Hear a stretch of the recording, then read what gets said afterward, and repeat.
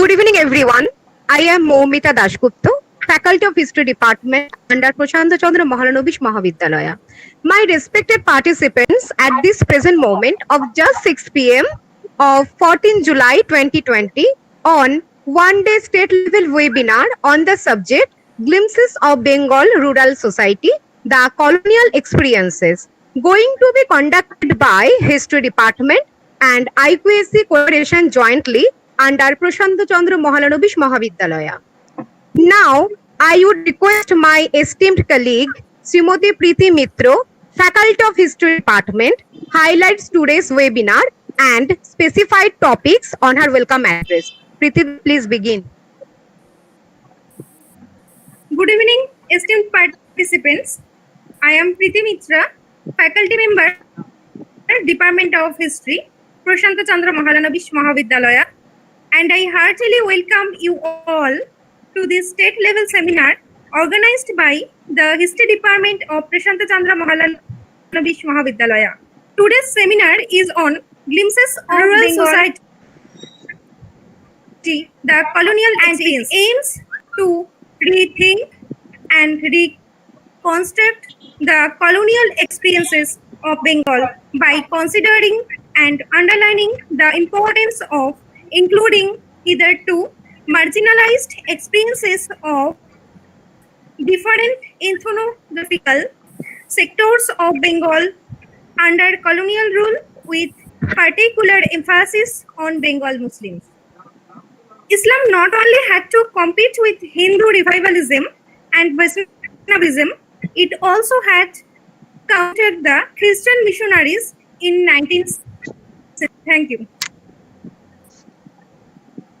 Thank you, Preeti. Now, our respected principal, Dr. Shamul Kormokar, is now offering us his keynote of our webinar. Sir, say something, please. Good evening, everybody. I, Dr. Shamul Kormokar, Principal of Prashant Chandra Mahalanobish Mahavidyalaya. It is a great pleasure to welcome so many students, scholars, and interested persons at this inauguration ceremony for the webinar organized by the Department of History in association with IQAC of our college on Glimpses of Bengal Rural Society, the colonial experiences. I express my thankful appreciation to Dr. Amit De, Professor of History Department, Center for Advanced Studies, University of Calcutta. We are grateful that he is agreed to join our webinar. I would like to express my sincere appreciation in particular to Dr. Kamala Mitro, IQAC coordinator of our college, had already organized different webinars during this pandemic situation. We received the large number of responses from teachers, students, and research scholars. It has also become clear from their feedback that the participants have been benefited by attending webinars. I take the opportunity to thank the teachers of the Department of History and organizing committee for choosing such an important topic which will help the student researcher in this field. We have entered already in a new world of virtual platform for lectures and workshops as the lockdown brought about by coronavirus. Our team are tirelessly working to enrich students with educational workshops and seminars to upgrade their knowledge. I congratulate them for their noble endeavor. Today's webinar is very interesting in the sense that India was under colonial rule from 1555 and 1947, under British rule 1858 to 1947. Colonial rule is the subjugation and presidency over the native peoples of a particular country of area, which is then claimed on behalf of sovereign state which visited the country of area. Simply, colonialism is exploitation by a stronger country of weaker one, the use of weaker country's resources to strengthen and enrich the stronger country. This has been practiced by almost all empires in world history, mainly for the need for resources or living space. The British Empire was perhaps one of the most progressive empires which established a policy for extracting resources which could then be traded, and this is what empires were originally built on. The Portuguese Empire To use another example, expanded when the Portuguese seized a number of trading posts in South and Central America, including India and Africa, from 1494 to 1500. Much of these colonial empires of European nations, such as Great Britain, France, and others, were decolonized after the Second World War, although a notable exception is Portugal, who lost the Indian territories in 1962 to 465 after the years after the discovery of India by the Portuguese. History runs in phases from hunters-gatherers to agriculturalists to feudalism, capitalism, and colonialism, etc. Each phase must end sooner or later. Colonialism started in 15th century and lost its steam in early 20th century. During this process of gradual colonization, the colonists had been carrying out socio-economic reforms which had transformed their colonial societies in multiple ways.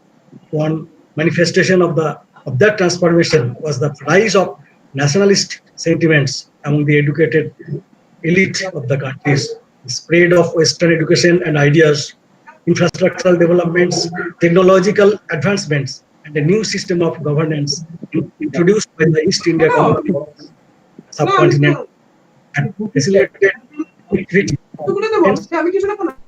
communities had created a sense of unity among the Indians, thanks to all.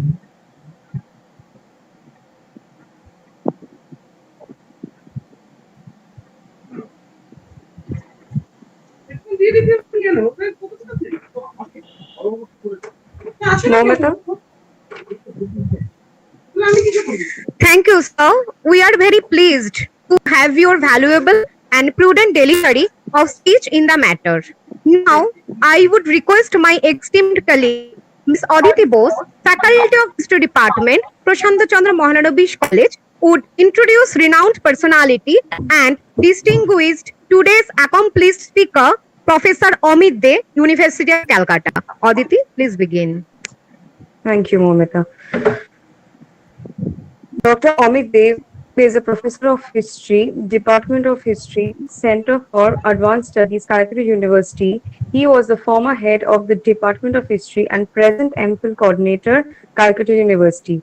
He received his PhD in history in September 1999 from the University of London for his work on the image of the Prophet in Bengali Muslim piety 1850 to 1947 and completed his doctoral research as a Commonwealth scholar being affiliated to the Department of History, Royal Holloway, University of London. His area of specialization in Islam and Islamic mysticism in medieval as well as in modern South Asia. He has published 4 books: Sufism in India in 1996, The Image of the Prophet in Bengali Muslim Piety in 2006, Islam in South Asia 2016, one co-edited book titled Between Tradition and Modernity, Aspects of Islam in Modern South Asia in 2011. Professor Dey is the co-editor of the Bengali academic journal Itikotha and resident editor of Indo-Iranica. The Comprehensive History of India, CHIS, has selected him as the joint editor for Volume 10. Dr. Dey has published over 50 articles on Islam and Islamic mysticism in academic journals. He has delivered lectures in famous institutions, national as well as internationally, such as University of Chicago, North Carolina State University, Louisiana State University, University of California, Santa Barbara, University of Roma, Heidelberg, Uppsala, Victoria University of Wellington, University of Erfurt, Shangham National University, Aligarh Muslim University, Jamia Millia Islamia, University of London, Asiatic Society Kolkata, Dhaka Asiatic Society in Poland, AAS, Toronto, Canada, Nalanda International University, Rajgir University of Kashmir, Srinagar Central for Central Asian Studies, Guwahati University. He has also chaired sessions at Victoria Memorial, ICCR Kolkata, Center for Studies in Social Sciences as well as in Makayas, Northeastern Hill University, Shillong, etc. Nearly 33 scholars have completed PhD and MPhil under his supervision. At present, 8 scholars are completing PhD and MPhil under him. Apart from examining PhD thesis submitted in Indian as well as in foreign universities, Professor Dey has also acted as a subject expert during selection of assistant professors, associate professors. He is also a visiting professor in in Northeastern Hill University, NEHU, as well as in Vishwabharati, West Bengal, India. It gives me immense pleasure to welcome Amit sir today, who was my professor during my MPhil years. Dr. Dey, I formally welcome you on behalf of my colleagues as well as on behalf of my colleagues to deliver today's lecture. Over to you, sir. Thank you. Thank you, Aditi, for a very generous introduction.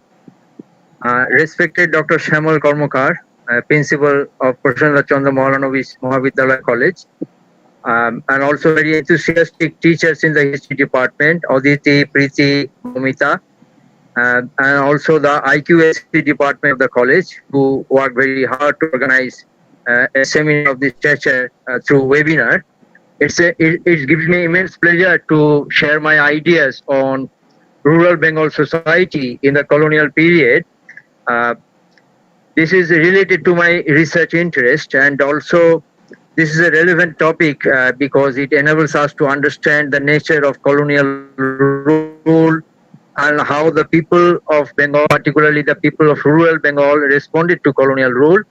Uh, Actually, I shall try to go beyond archives today, because the archives, the colonial archives, it's a repository of elite sources. Though some scholars like Gunal Sajarov would say that if you carefully study the archival materials, you can listen to the voice of the people as well. I'm not elaborating; that is possible perhaps. But today, if you go beyond archives and if you try to explore some unconventional sources, I think you can have a comprehensive idea about rural Bengal society. So our exercise will be related to that sort of an endeavor. Uh, now, actually, in the concluding section, I will again have occasions to come back to some points that I will be raising as I proceed. For example, if you see the researches on colonial Bengal, if you see the expertise on colonial Bengal, you will find that the majority of the historians mainly focused on the urban space of Bengal, mainly focused on Bengali Buddhijivi. Actually, majority of the Bengali-speaking people, they live in the countryside even today, and also a large section of that population, they subscribe to Islam as a religion. And Islam, I use the term S with Islam because just like any other religion, it is heterogeneous, as you will discover. And I have certain conclusions that I will mention while concluding my lecture. But now let us proceed, because there's a time constraint which has been inflicted on me, because the organizers are aware that I am a talkative person. I can carry on and on if I get the opportunity. So they have said that I can speak for half an hour and then there can be interactive session. So I agree with this arrangement very much. So it is very interesting because throughout the Islamic world, there are oral transmission of knowledge in the form of folk songs. Folk songs would not be confined to Bengal. Throughout the Islamic world, you will find folk songs. But one interesting aspect that I will keep you thinking, and then you would find that folk song was playing a very crucial role in South Asian history, particularly in the context, though I am confining my focus to Bengal, but particularly in the context of Mughal decline, folk songs, this is my argument, one of my arguments, that folk song played a very crucial role in the context of Mughal decline. So I will come back to that during the concluding section of my speech. But I will keep you thinking how a folk song can be very relevant for our understanding of Mughal decline, for our understanding of the challenges faced by classical culture, the Persianate culture. Folk song was playing a very crucial role. Generally, we have a tendency to discuss folk song only in the rural milieu. But I will just ask you to have a larger canvas so that we understand rural Bengal society in a more comprehensive manner. I may not have the opportunity to deal with all sorts of folk songs within this half an hour, but I will definitively highlight some of the major folk songs dealing with some major issues that engulf colonial Bengal, particularly during the last 100 years of colonial rule. Uh, but I will be mainly speaking English, but I will entertain questions in Bengali because I gather the information that some of the participants are from outside Bengal. So, for their convenience, I will be speaking English. I will be receiving questions both in Bengali and English. So, I will have the opportunity to speak Bengali as well during the interactive session. But for the time being, since the time constraint is there, I will be mainly speaking English. Now, if you look at Persianate folk tradition or Arabic folk tradition, uh, for example, I will give you only one or two examples. The Prophet Muhammad is imagined as a caravan leader, Mire Karwa or caravan leader. Now, this is a very classical concept, Sufi concept.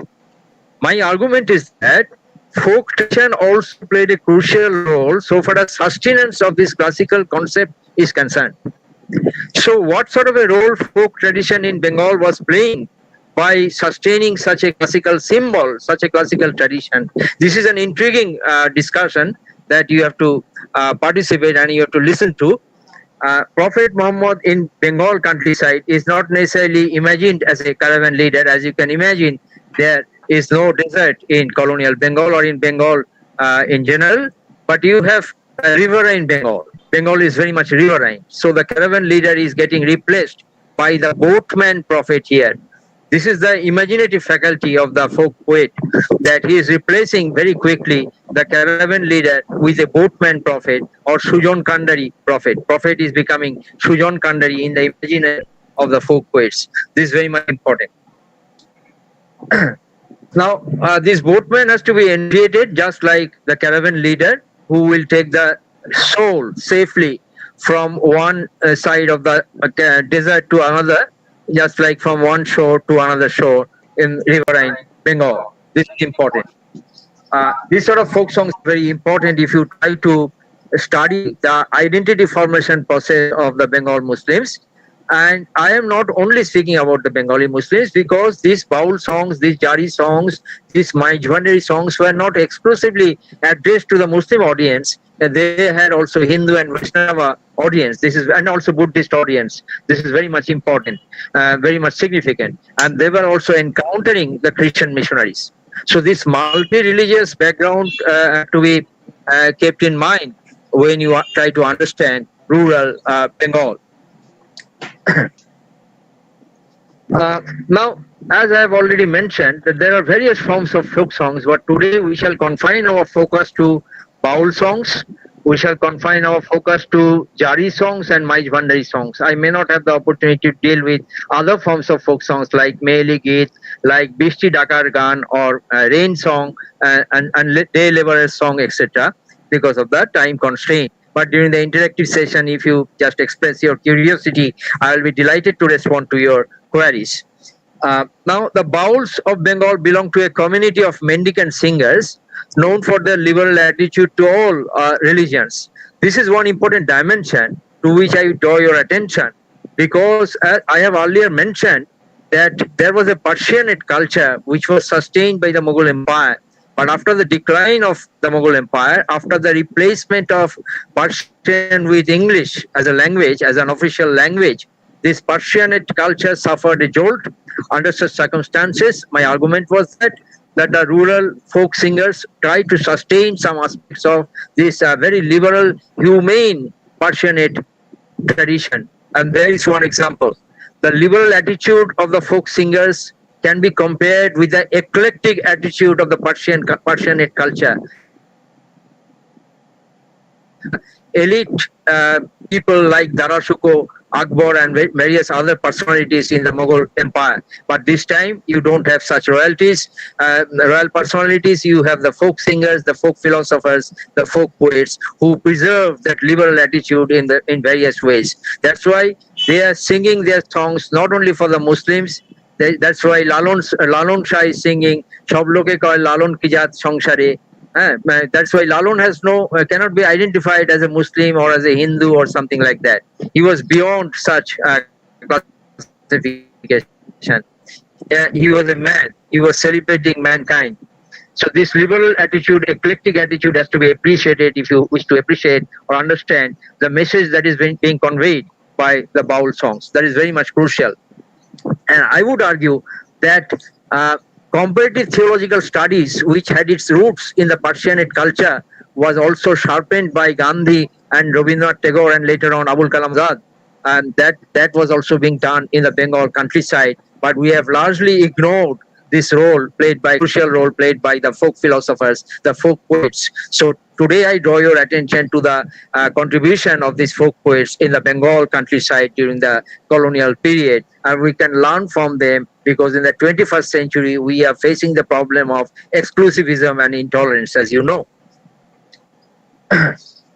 Apart from Sufism, and here again I just extrapolate my argument, that is, Persianate tradition was further sustained by the folk singers, by the folk philosophers, by the folk poets. Apart from Sufism, because Sufism was something that was being sustained by the Bauls and other folk singers of Bengal, Sufism is a classical example of classical institution that was being sustained by the Bauls, because in the 19th century the empire was gone and the British were not interested to patronize Sufism. Under such circumstances, certain aspects of Sufism were being sustained by the Bauls and the Maijbandari singers, including the Jari singers. So this is my argument, that Persianate culture was being sustained by the folk philosophers, the folk intellectuals. So apart from Sufism, the Bauls were also influenced by Vaishnavism. This is their eclectic nature. However, they were neither Hindus nor Muslims and were also opposed to the caste system. Some charismatic Bauls, you can remember, they were Fakir Lalon Shah, Panju Shah, and Lalon Shah's disciple Dudh Shah. The Bauls are mostly seen in the districts like Kushtia, Khulna, Pabna, Rajshahi, Faridpur, Dhaka, and Birbhum. They generally wear a kind of odd jobba, that is long flowing gown, white in color, and play a single string musical instrument made of a hollowed and dried cavity of a goat called ektara singing. This ektara is a single string instrument. This is crucial.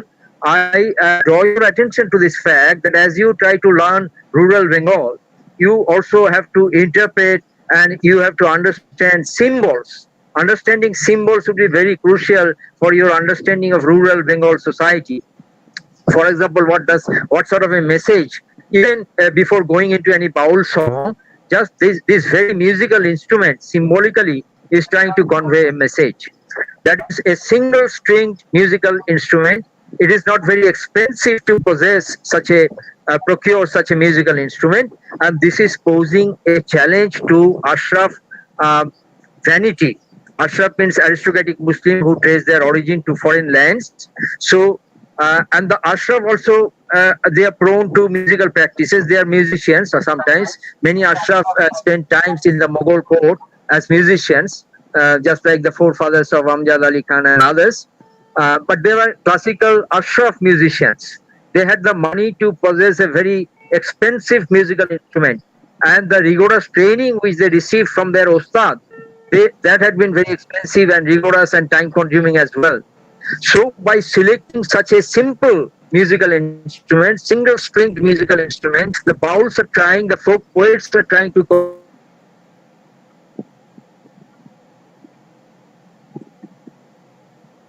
convey a message that even through simplicity, by celebrating simplicity, you can just put formation process, and you should not feel humiliated when you encounter an Ashraf in Bengal rural society. So this is giving a sense of self-confidence and dignity to the rural Bengal population. So this symbolism has to be understood properly. So this is actually a challenge to Ashraf hegemony. I call it de-Ashrafization process in the Bengal countryside. De-Ashrafization process in the Bengal countryside, or the plebeianization process in the Bengal countryside. This is very crucial if you have to understand the identity formation process of the peasants, folk poets, and the fishermen, and the artisans, and so on. This is very crucial. Now, British land policy and destruction of crafts industries, I don't use the term that is deindustrialization. You would understand why. I prefer the term destruction of crafts industries in rural Bengal. caused impoverishment which swelled the ranks of mendicant singers. You will find that many such mendicant singers are using the title Dewan Hassan Raja, Dewan with their names. They were previously associated with zamindaris, but their zamindaris were gone because of the harsh British land policy. So they joined the ranks of mendicant singers like Bauls. You know, this is very much important. The Bauls were not religious reformers. You have to differentiate the Bauls from religious reformers. But they fought against social inequality, hatred, and corruption through their various songs. And let us switch over to Jari songs. Jari is a kind of dirge which owes its origin to the tragic events of Modina and Karbala, leading to the deaths of Hassan, Imam, and Hussein, who were the very favorite grandsons of Prophet Muhammad, as you know. Jari is a very popular folk song. The Shia community of South Asia commemorate the events of Karbala, that is the tragic event of Karbala, where Hussein attained martyrdom in the month of Muharram by singing marsias or dirges on the deaths of Hussein and his followers. Now, marsias are usually sung in Urdu, while Jari in Bengal, this is the Bengali version of marsia, you can say, for your understanding. Jari is generally sung in Muharram in Bangladesh and parts of West Bengal. Now, both valor and pathos characterize Jari, which depicts the unparalleled heroism of Hussein and his followers on the battlefield of Karbala, and the tragic scene is connected with their faith. So this is one important aspect of Jari. The word Jari has originated from the Persian word Zari, Zaridan. Z cannot be pronounced in Bengali, so Zari has been replaced with Jari, Jari. So which means lamentation. So here is another example how Persianate tradition, Persianate classical tradition, Persianate high culture is sustained by the folk poets of Bengal, the Jari poets of Bengal. Jari has still maintained its popularity among the Hindus and the Muslims alike in the and Bangladeshi countryside. Now, Jashore and Khulna, in Jashore and Khulna, Jari is not treated as a religious song. This is important. This heterogeneous nature of Jari song is very important. Jari is not recognized as a religious song in Jashore and Khulna, but they are recognized in Jashore and Khulna as seasonal song. This is the secular dimension of Jari song. It cannot be identified as a religious song out and out. Like the Baul songs, Jari also reflect the grievances of the rural population against the prevalent social and economic disparities.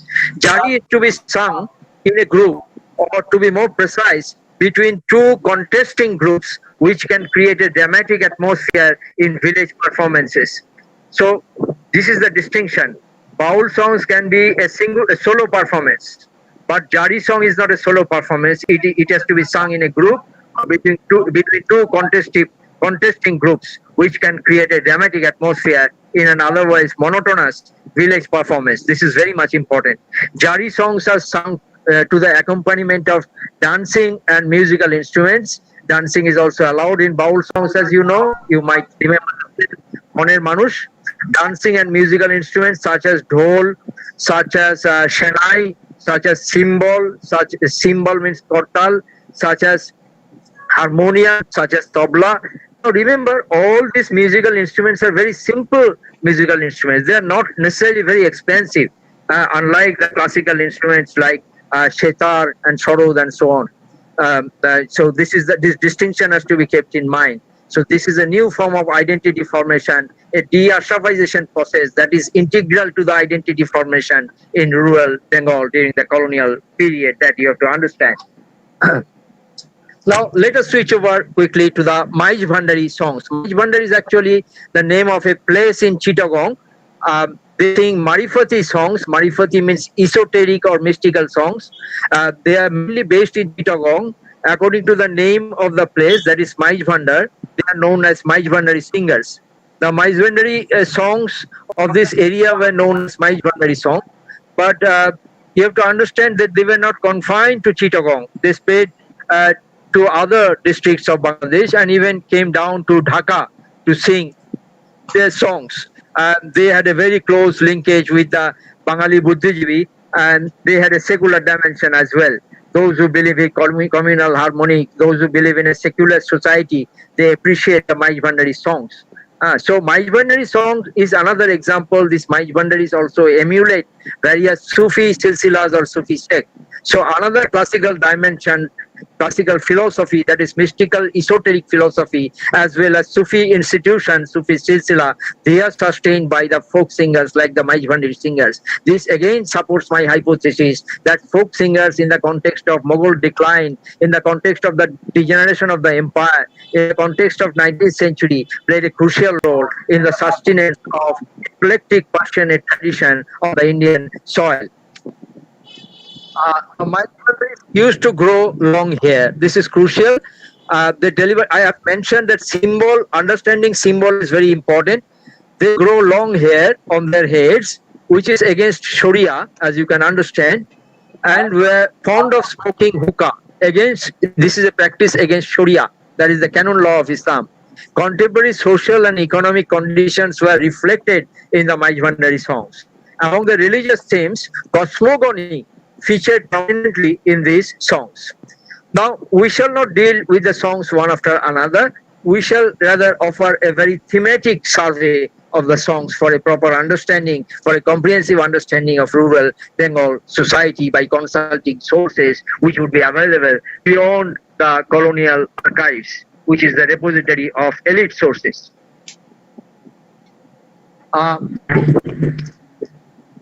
Bouls of the Maij Bhandaris were singing songs on the concept of Nuri Muhammad, that is the light of Muhammad. That is again a Sufi or classical concept, which was a Persianate concept that was being sustained by folk singers, which again sustains my hypothesis that is this Persianate culture was just sustained by the folk poets of Bengal when the empire was gone. Presenting the Prophet Muhammad and his mediatorship of creation as a source of authority in rural Bengal. Why the folk singers or folk poets were looking for an authority as a source of authority? Because they were facing competition from Hindu revivalism as well, but particularly from Christian missionary activities in rural Bengal. So the Christian missionaries were putting emphasis on cosmogonical theory, that is Srishti Tattva or creation theory. So that's why to encounter their preaching, the bouls and the folk singers were also putting emphasis on cosmogonical theory within Islam. And that brings them closer to Sufi philosophy of Nur Muhammadi. That is very much important, or the light of Muhammad. In this way, they sustained the esoteric aspect of Sufi tradition, classical Persianate tradition in rural Bengal. So this is one of the paradoxes that is very important. A paradox because Persianate culture is high classical Islamic culture, Islamic high tradition, but folk tradition to be popular tradition. But here the popular tradition is sustained Islamic high tradition or the Persianate tradition. So this paradox also intrigued me for several decades and brought me to this sort of a survey. And again, Lalon Shah was singing, I am translating it into English, the sky, the earth and the wind together with water are all born of his luminous spirit. Luminous spirit means Nur Muhammadi, the light of Muhammad, as I mentioned earlier. So in this way, this is an example, this is a demonstration how Persianate tradition, esoteric tradition, Sufi tradition was being sustained by folk singers. So this is the converging point between Persianate tradition, Islamic high tradition, and Islamic folk tradition, or the so-called Islamic little tradition, as Oshim Rai we would use this term. In a Jari song, this is very interesting Jari, Gabriel, as you know, in Islam, he is known as Jibril. Gabriel was annoyed to find that Fatima was addressing Gabriel as Choto Chacha. So then they resolved this debate after appearing before the Prophet Muhammad and said that I am very annoyed. Gabriel is saying that I am very annoyed that your daughter is addressing me as Choto Chacha, but I should be Bol Chacha because I am senior to you. Then the Prophet Muhammad said, okay, Gabriel, when you were born, did you see anything on the horizon? Then the Gabriel said, yes, I saw a starry light. Then the Prophet responded by saying that I was that starry light. That is Nur Muhammad. So here the Prophet is just demonstrating its antiquity as compared to Gabriel. That is, he is trying to prove that he was even senior to Gabriel. Otherwise, Gabriel would not have seen Nur Muhammad at the time of his birth. So, in this way, a sort of competitive spirituality. This is again important. Generally, historians argue that the bowls represented or the jari singers represented unalloyed syncretism, Shamonnoybad, unalloyed syncretism in the countryside. My argument is that unalloyed syncretism was not there. Syncretism was there, Shamonnoybad was there, but alongside Shamonnoybad, there was competitive spirituality, প্রতিযোগিতামূলক আধ্যাত্মিকতা, that has to be understood for a proper understanding of rural society, multifaceted rural society.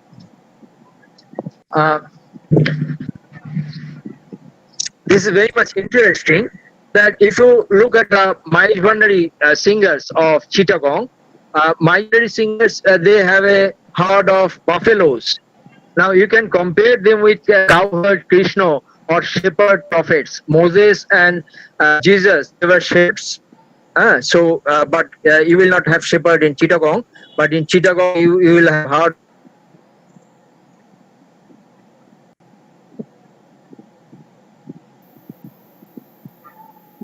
of buffaloes. So Maishbandari peace, they used to look after buffaloes just like Krishna shepherd prophets.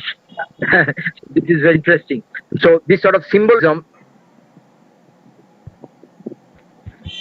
is a process of legitimizing the local peace. So here I draw your attention between local symbols of religion and the universal symbols of religion. Prophet is an universal symbol of Islam, universal symbol of religion. But here the local speed is also competing with that universal symbol. Here the local symbol is being legitimized, is being universalized by getting compared with shepherd prophets who were the universal symbols of religion, shepherd Moses and shepherd Jesus. So this is the way how the image of a particular local peer of Chittagong is getting enhanced in the spiritual hierarchy of prophets, in the spiritual hierarchy of spiritual leaders. This is very important. You have to understand that this is integral to the identity formation process of the Bengali speaking people in the countryside during the colonial period. You have to understand that. And again, I'm not delving deep into that. These folk singers, including the Maishbandaris and Lalon Shah, they are playing with Arabic letters, you know. They are playing with Arabic letters. For example, I'm not delving deep into that. It's a little bit difficult without PowerPoint presentation. I don't want to go into that. Like Ahmad was becoming Ahad. Ahmad is one of the names of the Prophet. He is becoming Ahad because of this very manipulative use of letter symbolism. Ahmad is becoming Ahad. That is, there is no distinction between man and God. The distinction is caused only by a thin veil.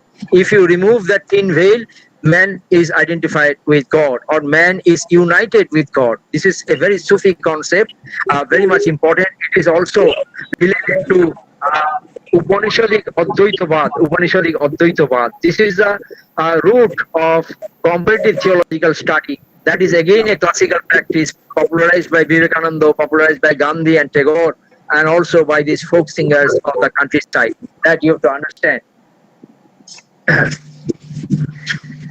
And now again, there is another Maishbandari song. It is very interesting. I'm just translating the song and then just sharing the Bengali couplet with you. জালালি জামালি খেলা খেলছে বসে মালিক মাওলা লুকাইয়া রই. Follow the words very carefully. The divine light is a reflection of divine majesty. That is Jalal. It's a Persian Arabic word, you know, Arabic word. It's a classical word being used by the folk singer in Bengal countryside. And the divine beauty is Jamal. Divine beauty is Jamal. It is again an Arabic word used in Persian as well. So these classical words are being used frequently by the folk singers, Maishbandari singers. This is the sharing of Persianate culture, sharing of high Islamic tradition. This is very much important. When the empire is gone, this sort of Persianate, eclectic, esoteric tradition was being sustained by the Bengali folk singers. So this is very much important. In the concluding section, I will have occasions to come back to this issue once again. Uh, however, I cannot see the reality of God. So this is a continuous, perennial quest for God, quest for the unknown. But these sort of symbols are being used to understand, to define God. But God cannot be defined. This is the understanding of the very esoteric folk singer in rural Bengal. Now, there is also intercessory role of the Sufis that is being used by the folk singers. Now you will remember that in New Testament, this intercessory role of Jesus also figures very prominently. This is very much important. So this confirms that they had to encounter the Christian missionary preachers. So they used similar terminologies so that they can successfully encounter the challenges being posed by the Christian missionaries in the Bengal countryside, like in Nodia. In Nodia, church missionary society is there in Krishnanagar. So that confirms the presence of missionaries in the Bengal countryside. So the bouts are also very popular in Nodia. Folk singers are very popular in Nodia. So this is the convergence of different ideas that is very much important. So the worried and pensive Jahid says that the day of judgment will be troublesome. If you want to cross the bridge safely, then look for an advocate now. Advocate, Jesus is portrayed as an advocate, and here Prophet Muhammad is also being portrayed as an advocate. Lalon sings on another occasion, if you choose the Prophet as your helmsman, your boat will not sink in the storm. The boat of faith is propelled by love and moves day and night without wind. So this is an esoteric presentation of something which tries to legitimize the Prophet in the Bengal countryside. In this way, they tried to encounter the challenge that was being posed by the preaching of the Christian missionaries in the Bengal countryside during the colonial period, particularly the 19th century, which is known as the century of religious competition. So this is one important dimension. Now time is taking out for me. I have to wind up my discussion, but I will wind up my discussion by citing only one rain song that is very much crucial. The empowerment of Fatima, the beloved daughter of the Prophet, is seen here. Now, Fatima never visited Bengal, but here is an effort on the part of the folk way to popularize folk symbol, folk identity, folk existence, folk quest for identity by incorporating Fatima within Bengali Muslim society, particularly equivalent in the Bengal countryside. So Fatima is becoming an integral part of Bengali Muslim identity here. So this is the provincialization of the universal symbol of Islam. Fatima is a universal symbol of Islam that is getting provincialized by the imagination of folk poet. That's why Fatima is getting identified with Bengali Muslim society, not only Bengali Muslim society. This is interesting to note that the Jari songs, they start with Saraswati Bandana and also Fatima Bandana. Now, historically, Fatima was not an accomplished musician, but Saraswati is imagined as an accomplished musician. Bina Badonkari Saraswati amra jani. So here Fatima is being projected as an accomplished musician, and Fatima and Saraswati simultaneously they are entreated before launching a Jari song in the rural environment of Bengal. This is very crucial. So Fatima is emerging as the empowered female deity so far as Bengali Muslim society is concerned. So Kali Ghate Kali Ma, Hi Ali, Hi Fatima. Fatima is becoming important. So a rain song is like that. I re Megh Rani, Thang Dhui Dhui Phela Pani, Bibi Fatima Khoje Pani, Allah Tui Dele Pani. So this is the folk song. Fatima is being entreated. Intercessory role of Fatima alongside the Prophet Muhammad is getting recognized here. Now, in the 18th century, Ramprasadi songs became popular, and there we find an empowered female deity goddess Kali. So when the Hindus lost political power, they sought self-confidence by empowering female deity Kali. So the Andar Mahal, the inner circle, female quarter, Zenana, was left untouched by British presence. So the regeneration of Hindu society started in the Andal Mahal, in the Thakur Ghar, where the empowered female deity goddess Kali was there. So goddess Kali of Ram supposed to provide self-confidence and dignity to the subjugated Hindu population. Muslims were not slow to discover their goddess Kali. Though deification is not allowed in Islam, but folk poets are very imaginative. Their goddess Kali emerged in the form of Fatima. So empowered image of Fatima emerges in Bengal. Even today in Bengal countryside, you will find Fatima Than, Ma Barkotet Than or Fatima Than in Bengal. Though Fatima never visited India, as I have mentioned. This is provincialization of the universal symbol of Islam. In this way, this provincialization process, this tension between universal and local symbols of Islam should be kept in mind if you have to understand the identity formation of the Bengali speaking people. Now I conclude. So colonial Bengal is not confined to Bengali Buddhijeevi of Calcutta. Colonial Bengal is larger than the urban space. Colonial epicenter of colonial Bengal can be discovered even in the countryside. That's why in Ritik Ghatak film you will find in Kolkata some Baul migrants who are singing অনেক অনেক ঘুরিয়া শেষে আইলাম রে কলকাতা রকম সকম দেখা আমার ঘুইরা গেছে মাথা constant traveling between space and the rural space has to be properly understood. Majority of the population stay in the rural space.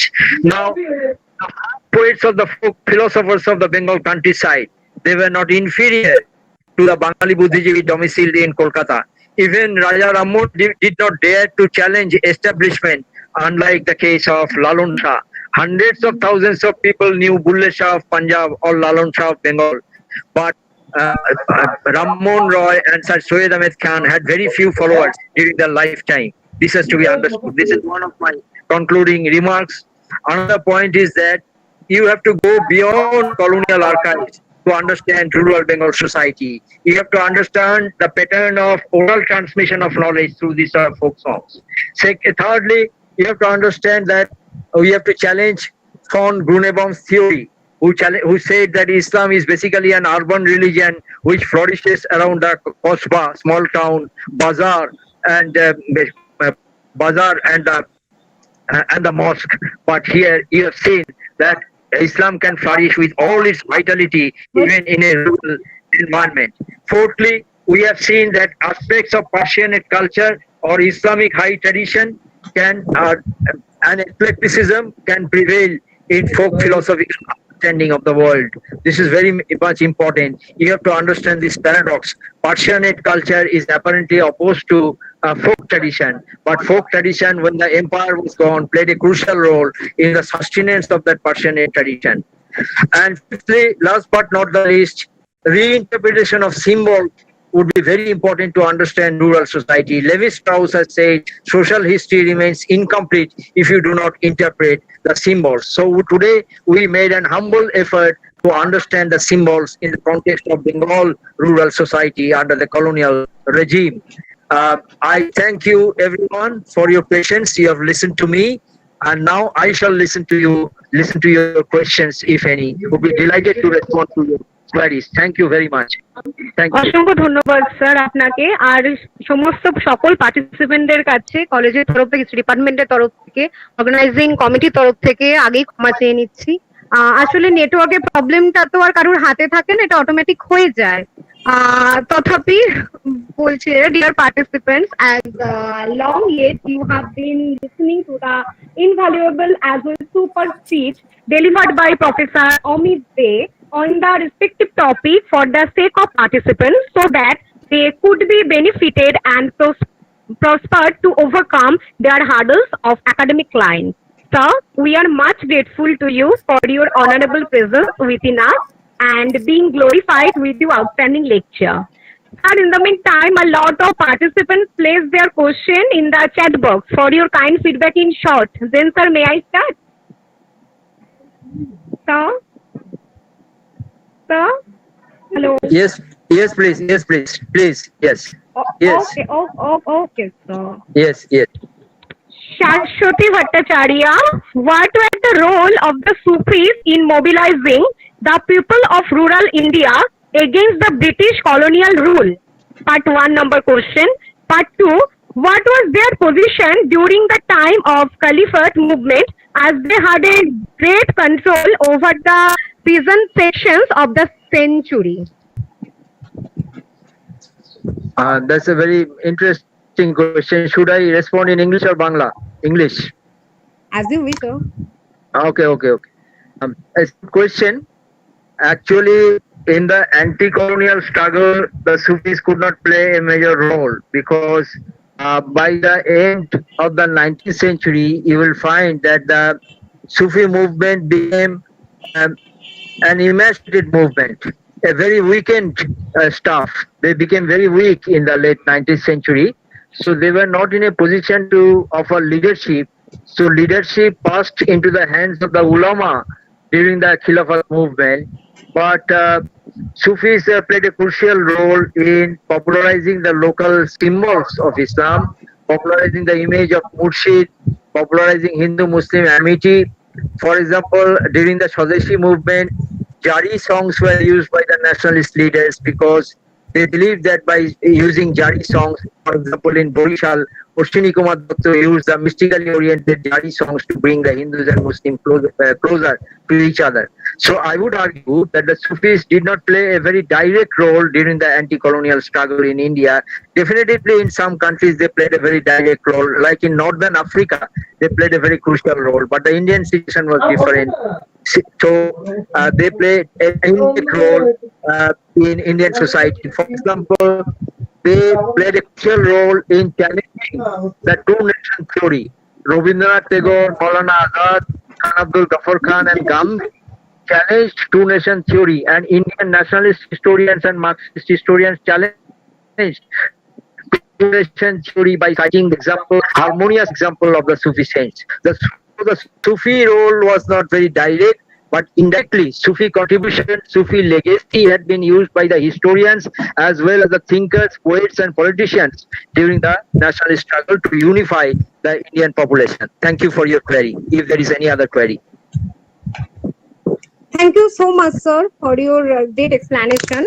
Poromi Dash question করেছে, in the context of 19th century Islamic revivalism, whether the quest of Islam in the conceptualization of rural intelligence was connected mainstream movement of political elite in the cities. Okay, as far as I understand the question, Polomi, during the first half of the 19th century, Islamic revivalism played a very crucial role. And you have to understand that they had played a very violent anti-British role. For that, they had to be crushed. I don't want to go into details. You know, in 1857-58 rebellion and later on, these Wahhabis were crushed by the British. So this was an example of violent resistance to the British. So they were crushed. So in the first half of 19th century Bengal, you see the predominance of Islamic revivalism in the form of Faraizi and Wahhabi violence. But they were crushed. But in spite of that, in the second half of the 19th century, you are right, in the urban pockets of Kolkata and other places of India, these revivalist movements played a crucial role. They could not afford to play a violent role against the British because the Muslim society by and large understood that violent resistance against the British will not work. But they took inspiration from these Wahhabis and Faraizis in their reformation of society, in rehabilitation of Puritanism within Islam, rehabilitation of basic tenets of Islam within Muslim society. Distinct community identity should be established. So all these examples and all these influences came from the Wahhabis and the Faraizis. But the violent aspect of their resistance had been just dropped by the intelligentsia in the second half of the 19th century. So yes, initially Wahhabi Faraizi movements, Islamic revivalism engulfed the countryside, but later on their violent aspect of their resistance had been dropped by the Muslim intelligentsia, but the Muslim intelligentsia domiciled in the urban space were indirectly influenced by their activities. For example, if you look at the name,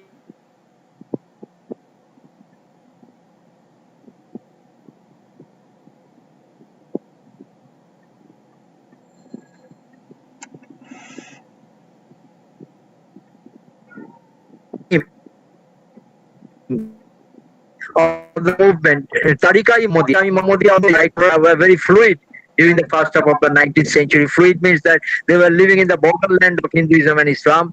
So a distinct community identity had to be created, and in that case, they were greatly influenced by the Wahhabis and the Farizis. Even the journalist Akram Khan was influenced by the Wahhabis to a great extent of the Ahle Hadith group. So you are right. So in this way, the message of the Islamic revivalist acted as a liaison between rural and urban pockets of colonial India. Thank you for your very intriguing question, Polomi. Yeah. Thank you, sir, for your great explanation. Dr. Parobhi Mitro, Bijoy Krishna Girls College থেকে উনি ma'am প্রশ্ন করেছেন, the deification of Bibi Fatima is very important. Did it anyway had any impact on the status of Bengali Muslim? Interesting question, you know. For that, I will divide the narrative into two parts. That is to respond to your question, Karubidi, very important question. I would say that you have to understand, you have to approach Bengali Muslim society by dividing into two categories, urban space and rural space. It is very interesting that Fatima became very popular in the Bengal countryside among the Muslims. But in urban space, images like Aisha and Khadija became popular because Aisha and Khadija were more close to scriptural Islam, whereas Fatima was closer to mystical Islam. Damadam Mas Kalandar Alisha Alida Paila number. This is a Qawwali song in a film. You know, Ali is the husband of Fatima. So Ali and Fatima were very popular in the countryside, and Aisha and Khadija both were the wives of the Prophet. They were very popular in the urban space because of their proclivity to scriptural Islam. You can probably understand why this. We can discuss this also later. But Fatima was actually played a significant role in providing self-confidence to the rural population. But again, this is a very paradoxical issue. In the urban space, you will find biographies of the Prophet because literacy rate is higher in the urban space. So biographies of the Prophet will be very quickly read in the urban space, more easily available in the urban space. There, Fatima sometimes is appearing as a competitor, I would say, of Aisha and Khadija, because Aisha and Khadija were the representatives of scriptural Islam. Fatima is emerging as the repository of mystical knowledge within Islam in the urban space. So still in the urban space, as you know, there is a tussle going on between scriptural Islam and mystical Islam, which is continuing even today. So I would say that Fatima is losing ground to Khadija and Aisha to some extent. It is my observation. I may be wrong. You can correct me. But her appeal is more prominent, more visible in the rural space in the Bengal countryside. So Fatima's son, Fatima or Ma Barkat means auspicious mother. Mangolmoyi Ma or auspicious mother would be readily found in the countryside rather than in the urban space. In the urban space, probably Fatima is facing stiff competition from Khadija and Aisha. So that's why I use the term Islams with S. Just like any other religion, it's a heterogeneous religion with different layers. Muslims do not speak in one voice. They speak in mystical voice, they speak in scriptural voice, they speak in passionate voice, and so on. I think I could respond to some aspects of your query. Korobidi. Thank you, sir. Uttam Sharma chat box A question রেখেছেন উনি, how the British treated the folk song of Bengal, because that song take a role to unity in Hindu Muslim. That's a great question. Actually, you know, that's why I try to draw a differentiation between colonial archives and a very creative archive that we are creating for the time being. What is the creative archive? Creative archive is the archive where you will find folk songs like that what you have used in today's lecture. In the colonial archives, they were not very much interested in this sort of harmonious folk songs, you know. In the colonial archives, you will find records left behind by British officials or by Indian zamindars or by Indian officers or by British magistrates, and you will find the memoirs of great people. So, in the colonial archives, you will find great people, established people, recognized people. The voices of the commoners can hardly be heard in that sort of an archives. Now, according to Gunel Sedelroff, I have mentioned that if you carefully search the colonial archives, you will also find popular voice. For example, sometimes people had been used either as convicts or as witness during litigational activities. So, if you carefully listen to their voice, you can also listen to the voice of the people.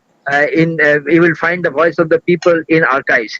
But the British were not interested in this sort of folk songs, as you know, because on the policy of divide and rule, and later on alongside divide and rule another policy emerged that you know that I have mentioned, that is the two nation theory. So along divide and rule policy was already there, launched by the colonial masters, and then they were further bolstered by the introduction of two nation theory. So these people would not be interested in this sort of harmonizing folk songs, as you know.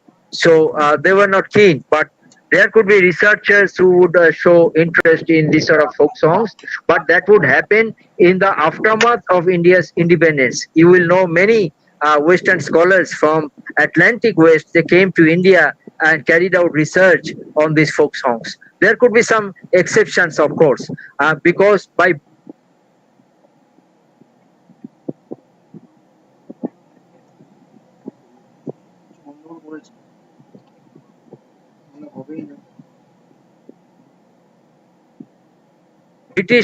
British can be divided into two categories, just like to follow Rabindranath Tagore. Good British and bad British, who was a great friend of Tagore, and bad British was like Lord Curzon, who was instrumental behind the vivisection of Bengal, as you know. So bad British and good British. Good British would be interested in this sort of folk traditions like Charles Andrews, but they were not the representatives of colonial authorities. So we have to differentiate between the colonial British and non-colonial British. Non-colonial British would be interested in this sort of folk songs, as I have mentioned. Many Christian missionaries who were not working under the hegemony of colonial authorities showed interest in this sort of folk songs. So you have to distinguish between colonial elite and non-colonial elite if you think about the British presence in the Bengal countryside. Thank you for your question. Thank you, sir. Our last question, Faizun Akhtar লিখেছেন, which Sufi silsila left footprints more prominently in rural Bengal? Is there any political importance in the context of rural Bengal?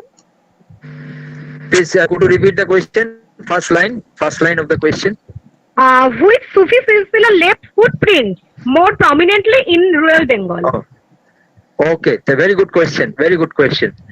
Now, if you have to study that, you have to take a long canvas. Now, if you just focus your attention to colonial Bengal, you will not get a comprehensive picture about the activities of the Sufis in rural Bengal. So my suggestion would be that you take the entire 19th and 20th centuries for a proper understanding of the role played by Sufis in the Bengal countryside. Now, I would suggest that several Sufi orders played a crucial role in the Bengal countryside. Probably the Chishti Sufis were the more popular because you know in Gaur and Pandua, Noor Kutube Alam, etc., Alaul Haq, they were all Chishti Sufis. They were extremely popular. This Malda-based Sufi, Chishti Sufis were extremely popular. But you have to take undivided Bengal into consideration. For example, in some parts of Borishal or in Faridpur, you will also find that Naqshbandi Sufis also made inroads. But these Naqshbandi Sufis became more popular in the post-colonial period. Chishti Sufis were there. I am not saying that the Chishti Sufis were not there. but Chishti Sufis were transformed in the post-independence period.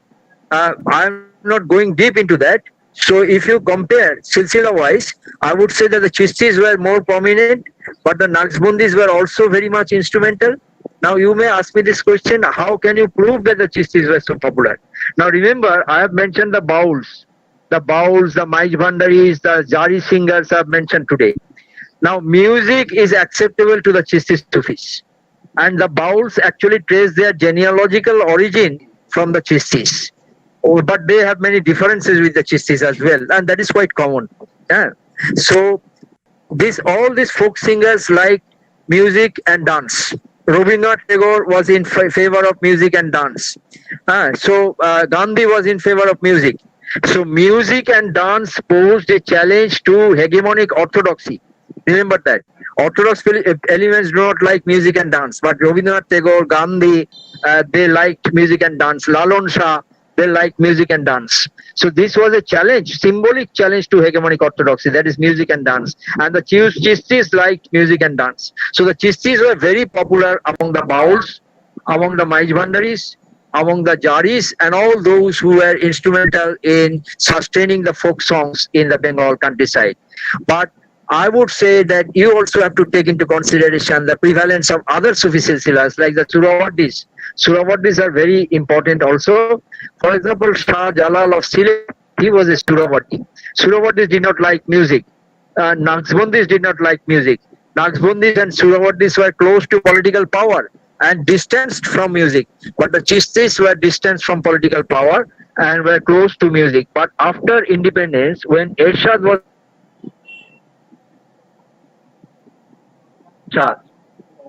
here, the Chistis were functioning not in conformity with their basic philosophy, that is maintaining a distance from political power. Rather, they moved closer to political power because they understood that under new challenges with Islamic revivalism, with the loss of political patronage, if they do not work hand in glove with the political power, that is General Ershad, they will lose their prominence in Bengali society, particularly in the Bengal countryside. So there was a metamorphosis of Chisti attitude towards political power and also wealth that you can understand. But so far as music is concerned, the Chistis played a crucial role in popularizing the folk music, or at least they acted as a great inspiration behind this sort of musical activities in Bengal. So thank you for your very enlightened question. Any other? I think I have answered most of the questions. Sir, actually, shortage of time, sir. May I conclude the interactive session? Please give your permission. Yes, please. Thank you. Okay, sir. Thank you. We are extremely sorry to say that due to shortage of time, we are not in a position to give you answer of all the questions. Now, our IQAC coordinator, Dr. Kamala Mitro, conveys vote of thanks to conclude the program. Good evening. On behalf of IQAC, I take the opportunity to express my heartfelt gratitude to our principal, Dr. Shamul Karmakar, for his continuous support to organize such a webinar. Thank you, sir, for your guidance and support. On behalf of organizing committee, I express my heartiest gratitude to our honorable speaker, Professor Amit Dey, for his interesting and informative lecture. I am thankful to him for his kind acceptance of our invitation, despite of his busy schedule.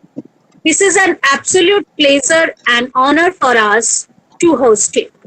Thank you, sir, once again. I express my thankfulness to our dear participants who have turned up in such a great number, without whose cooperation this webinar was not possible. My special thanks is for our entire technical team, faculties of our computer science department, Suparna Dey, Shamrat Shur and Deepmala Chakraborty, who are supporting us from the very first day with their sincere effort. I am also thankful to the faculties of the History Department, Kriti Mitro, Aditi Bose, and Bhumita Dasgupta for organizing such a beautiful webinar. Hope you have enjoyed the session well and enriched yourself with beautiful information. And finally, thank you all. Thank you, Momita. Thank you, Di. Many thanks to all the participants for participating in our webinar. This is the end of our webinar today. Feedback link send respective group. Please check that. Thank you, sir.